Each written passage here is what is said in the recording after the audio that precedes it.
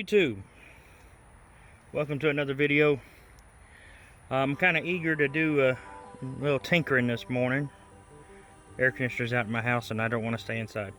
So what I did yesterday was just a little experiment. I drained the acid out of my old Never Start battery and I flushed the cells with distilled water, and I replaced the acid with brand new sulfuric acid. I don't recommend doing that. I'm not encouraging doing that. I have a little experience doing that, but that's not what this video is about. I was just trying to salvage the battery. I mean, if it works, it works. If it doesn't, it doesn't. You know, I'm going to replace this Never Start battery anyway. So I charged it overnight with a 3 amp charger. It says it's full.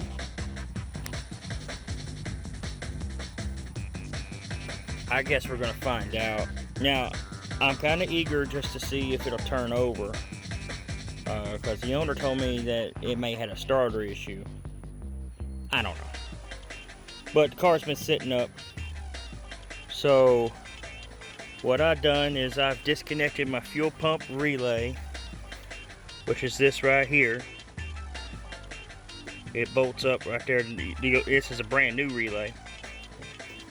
It's unplugged, so no fuel is going to get to this motor. I'm not going to sit there and suck up varnish through the fuel lines if I can avoid it. But like I said, I'm kind of eager to see what she'll do when I turn the key, so that's what we're going to go. Alright, ladies and gentlemen, moment of truth. Let's see if this starter will not only turn the motor, but let's see what happens.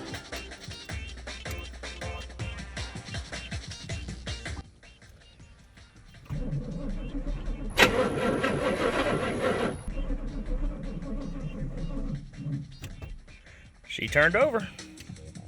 That was the most important thing. Obviously the battery is not able to handle it because it didn't spin it too much, but yeah, she turned over. One more thing off the list. Okay, we got the Hemi cranked up with a 2-gauge wire, kind of charging this battery up a little bit. Poured a little bit of gasoline down the intake. Again, our fuel pump relay is still disconnected. We're not taking anything out of the tank. This is just merely to test the ignition, test the coil, and to see if she'll actually run. Again, you know, I've been turning it over for a while just to get everything lubed up. So there's oil flowing in the cylinder heads. So we're going to set this phone down right here, just because I don't have a tripod and I don't have a GoPro, and I'm severely cheap, because I am. Anyway, so let's see if she'll turn over and hit.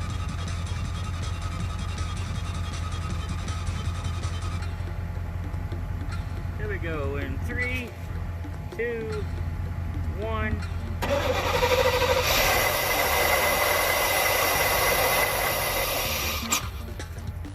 So I guess that means the fun can begin now. Now we know that this thing will turn over, and we're getting spark, we're getting ignition, no problem.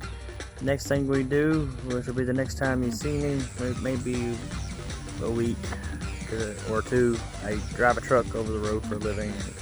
This is just something to do when I get home. The next thing to do would be to drop the tank, replace the fuel pump, replace the sending unit if it needs one. It might need one. Every time I turn the key on, the fuel gauge is doing something weird, so it might need a sending unit.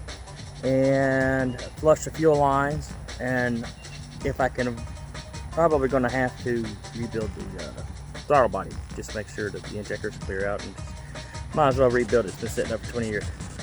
So anyway, till next time.